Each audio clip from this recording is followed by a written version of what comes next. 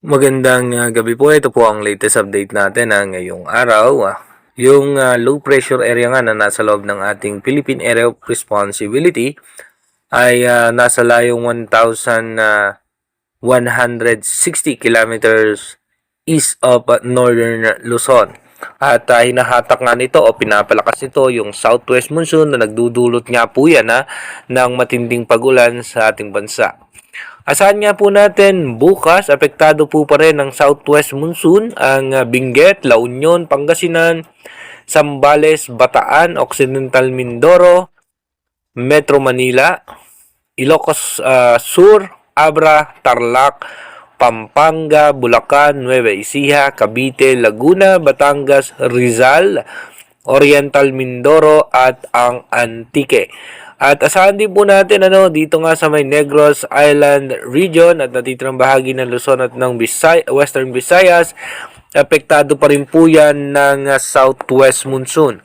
Habang ang Mindanao naman ay posibleng mga localized thunderstorm. Iba yung pag-iingat at paghahanda nga po sa ating mga kababayan dahil patuloy nga pong lalakas ang habagat dahil nga po sa sama ng panahon dito sa low pressure area.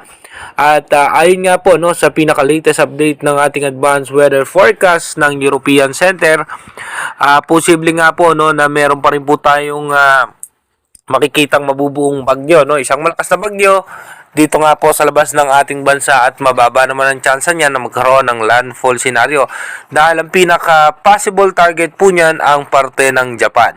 Kaya iba yung pag-iingat at maghahanda na rin po sa ating mga kababayan na nasa Japan dahil nga po sa posibleng pagtama nito dito nga po sa Japan. Dumako na nga po tayo sa ating advanced weather forecast.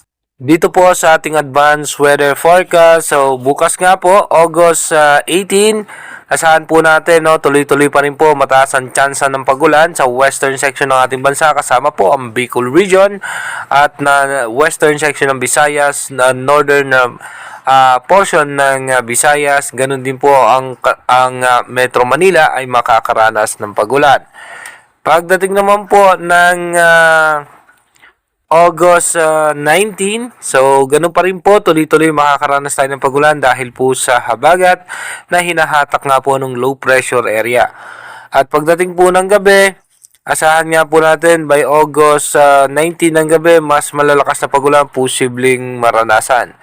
Pagdating naman po ng August 20, western section nga po ng ating bansa, apektado pa rin ng habagat at pagdating po ng gabi, ay bahagyang hihina yung mga pagulan. Pero yung parte po ng Ilocos region at ng Pangasinan, Zambales, Bataan, apektado pa rin po ng posibleng mga biglaang pagbuhos ng malalakas na pagulan.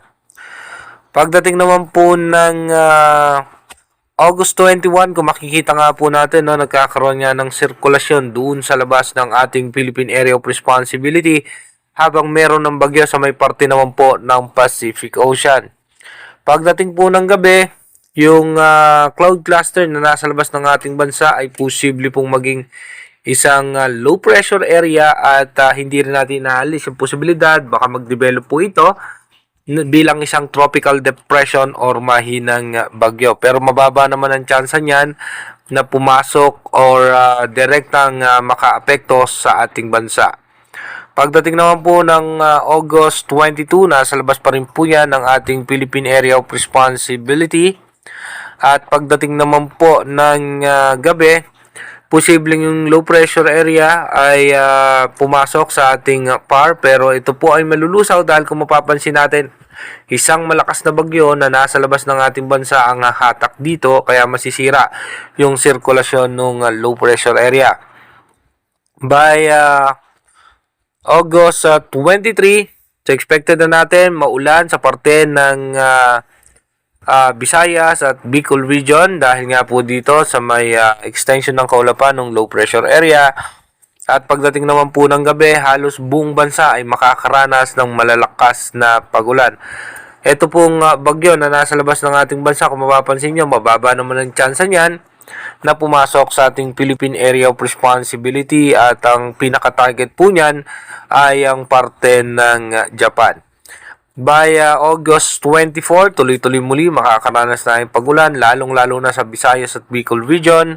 At pagdating naman po ng gabi ng August 24, halos buong bansa muli ay makakaranas ng malalakas na pagulan. By August 25, tuloy-tuloy po makakaranas po tayo ng mga pagulan dahil kung mapapansin natin, hinahatak na nga po nung malakas na bagyo yung habagat na magdudulot muli ng pagulan sa ating bansa. Pagdating naman po ng gabi ng August 25, tuloy-tuloy po makakaranas tayo ng mga pag-ulan. At pagdating naman po ng August 26,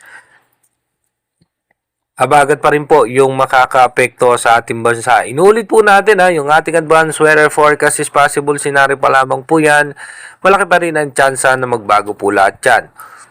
Manatili po tayong tumutok sa ating advanced weather forecast para malaman natin kung ano pa nga ba yung magiging posibleng senaryo nitong malakas na bagyo na nakikita po natin ngayon sa ating advanced weather forecast. Mag-iingat po tayo palagi. God bless po sa ating lahat.